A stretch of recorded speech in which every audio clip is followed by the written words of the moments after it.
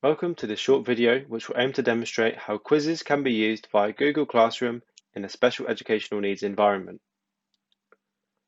Low stakes quizzes are forms of evaluation that do not heavily impact students' final grades or other educational outcomes.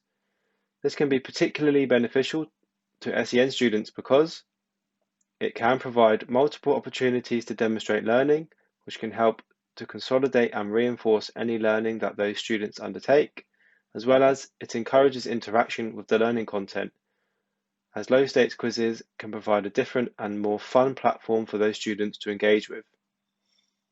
Low stakes quizzes can be integrated into part of a student's weekly routine, both in school as well as at home.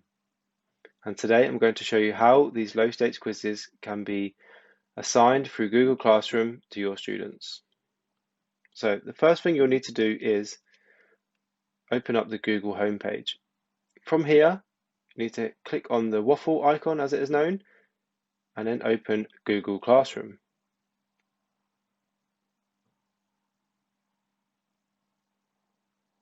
From here, you will need to open the class or click on the class that you wish to assign this quiz to.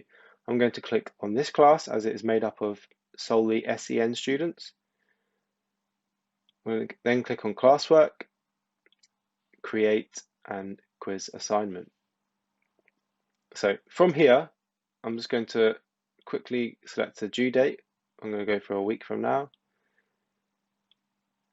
And then the title of this quiz will be Grammar Quiz 1. So this is the title of the assignment, sorry, and not the quiz.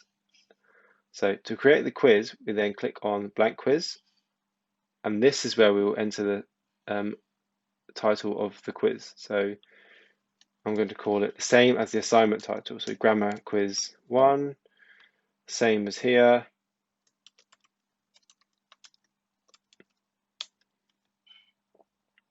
So before I start creating the questions for this quiz, what I'm going to look at is the settings icon. So if we quickly review our settings, we can see that we have some settings are selected and some are unselected. So some important ones to mention are collecting email addresses. So if you wish for each respondent of your quiz to have their email address recorded, you must click this box here, and that can be important for data analysis further along in the process. Limiting to one response. This is important if you do not wish your students to complete a quiz more than once in order to improve their score. So for example, if a student got 7 out of 10, if this box is unticked, they could actually then go back knowing the answers, resubmit the quiz and get 10 out of 10, and then possibly they'll be getting an untrue score.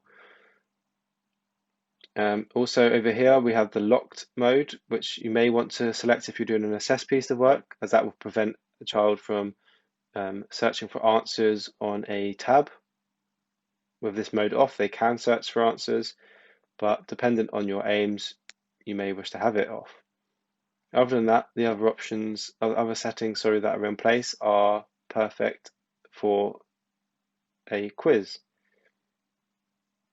So before I start creating the actual questions that the students will answer, I often like to request the student's name at the beginning of the quiz. So where it says untitled question, I'm going to write full name, type rather. And the way the student will answer that is via a short answer. So they can type their name here. And we don't need to touch this section here, which is the answer key, which is where we tell Google Forms how or which answer is correct and incorrect, because this is not an assessed question. So we can simply move on now to question number 1. So clicking the plus sign here, this will take us to a brand new question, which I will now type. So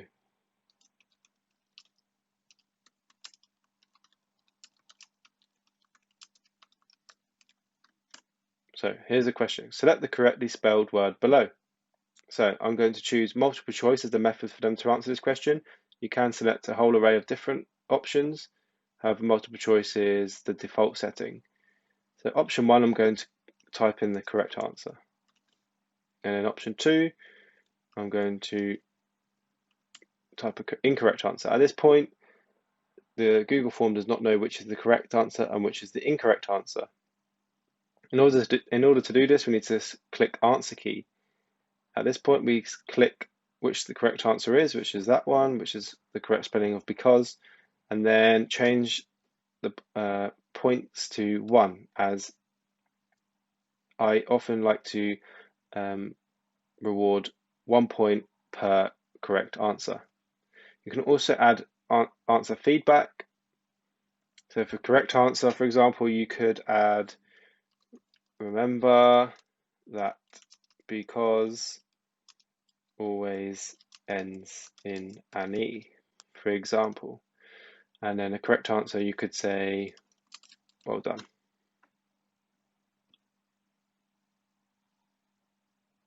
So that is one question complete.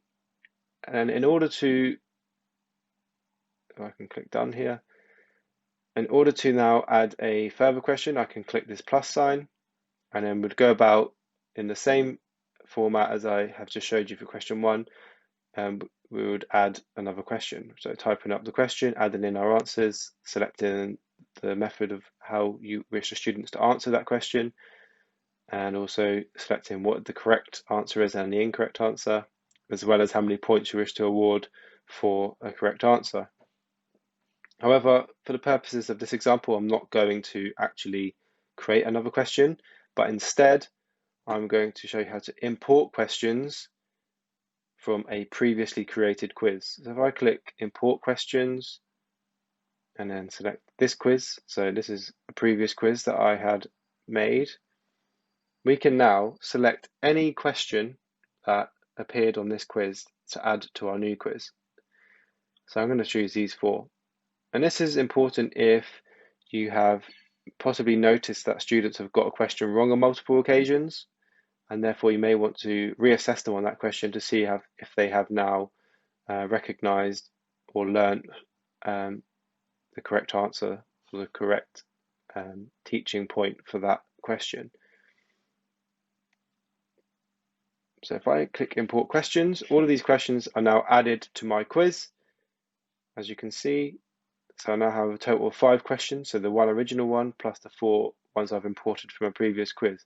And we don't need to do anything to these questions, which is brilliant. So at this point, I'm happy with the number of questions in this quiz. I don't want to add any more. And I'm therefore going to assign this quiz to my class.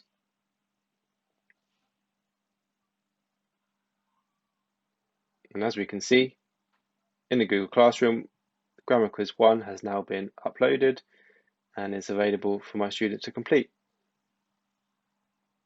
Thank you for watching this video. Goodbye.